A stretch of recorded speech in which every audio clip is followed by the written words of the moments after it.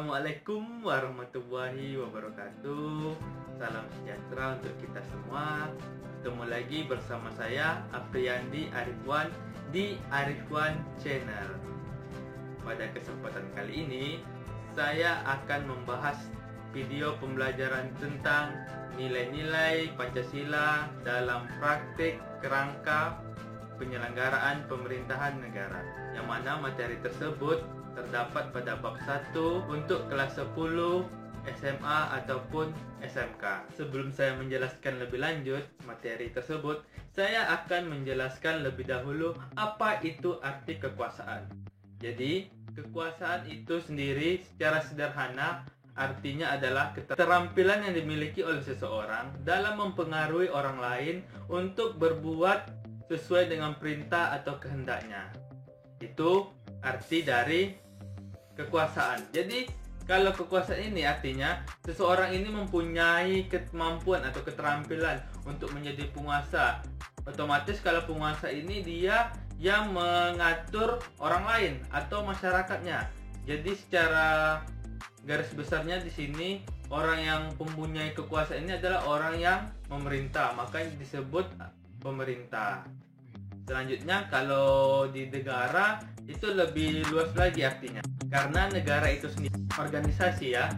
Jadi kalau di dalam negara, kekuasaan itu untuk mengatur seluruh rakyatnya untuk mencapai suatu keadilan, kemakmuran dan kesejahteraan. Jadi pemerintah atau negara tadi mempunyai kekuasaan untuk mengatur rakyatnya supaya bisa mencapai tujuan dari negara tersebut. Contohnya keadilan, kemakmuran dan kesejahteraan.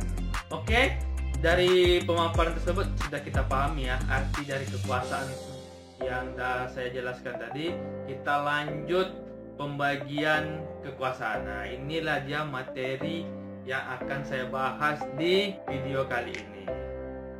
Dalam pembagian kekuasaan, itu sering kita dengar istilah trias politika atau pemisahan kekuasaan menjadi 3. Ini banyak dianut oleh negara-negara di dunia, terutama negara kita ini, Indonesia. Indonesia juga menerapkan trias politika, yang mana trias politika ini merupakan pendapat dari ahli. Ahlinya ada 2 ya. Yang pertama akan saya jelaskan satu persatu dan poin per poin. Yang pertama ahlinya itu ada John Locke. Ini dia fotonya. John Locke ini merupakan filsuf atau pemikir dari negara Inggris. Beliau lahir pada 29 Agustus 1632 dan wafat pada 1704. John Locke ini mengemukakan 3 pendapatnya. Yang pertama adalah eksekutif, yaitu kekuasaan untuk menjalankan undang-undang dan mengadili pelanggar atau yang melanggar undang-undang tersebut. Yang kedua ada legislatif, yaitu kekuasaan untuk membuat undang-undang. Yang terakhir atau yang ketiga adalah kekuasaan federatif atau kekuasaan menjalin hubungan luar negeri atau kekuasaan untuk mengurusi luar negeri. Jadi ada 3 pendapat ya. Pertama eksekutif, legislatif dan federatif. Itulah pendapat dari John Locke.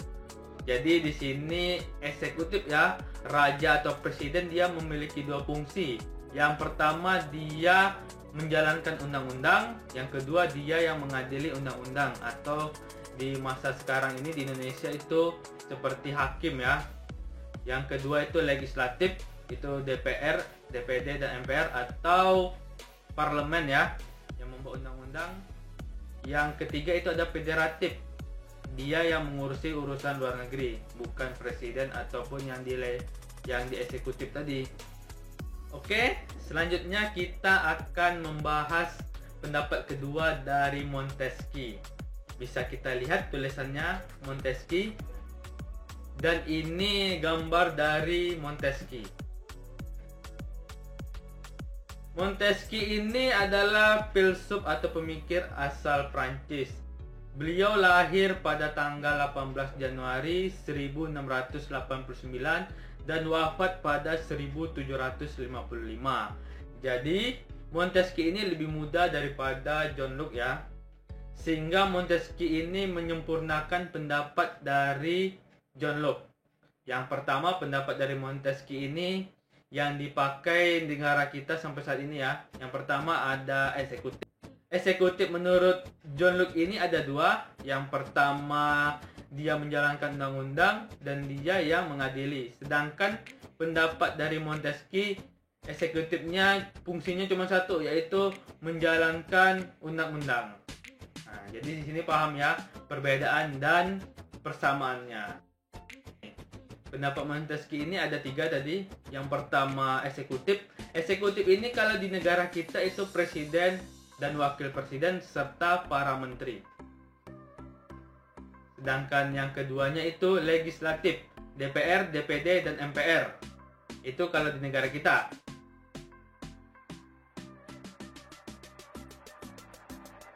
Dan yang terakhir, yudikatif itu ada Mahkamah Agung, Mahkamah Konstitusi, dan Komisi Yudisial.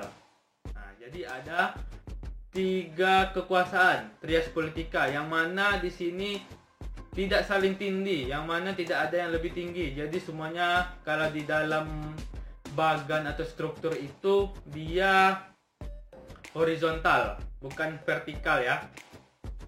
Jadi paham ya. Jadi antara eksekutif, legislatif, dan yudikatif itu saling berkaitan dan saling berhubungan, sehingga kekuasaannya itu fungsinya itu sesuai dengan kekuasaannya sendiri. Jadi tidak ada yang lebih tinggi. Kalau sebelum amandemen itu yang lebih tinggi ada di MPR, sedangkan sekarang setelah amandemen semuanya sama, horizontal. Yang lebih tinggi itu Undang-Undang Dasar 1945. Oke, sampai di sini dulu video pembelajaran kita tentang teori pembagian kekuasaan atau pemisahan kekuasaan, yang mana di sini kita membahas trias politika. Terima kasih atas partisipasinya dan jangan lupa komen, like, subscribe, dan share supaya semua orang bisa mengerti dan kita dapat membagi ilmu. Saya akhiri dengan Assalamualaikum warahmatullahi wabarakatuh. Salam sejahtera untuk kita semua.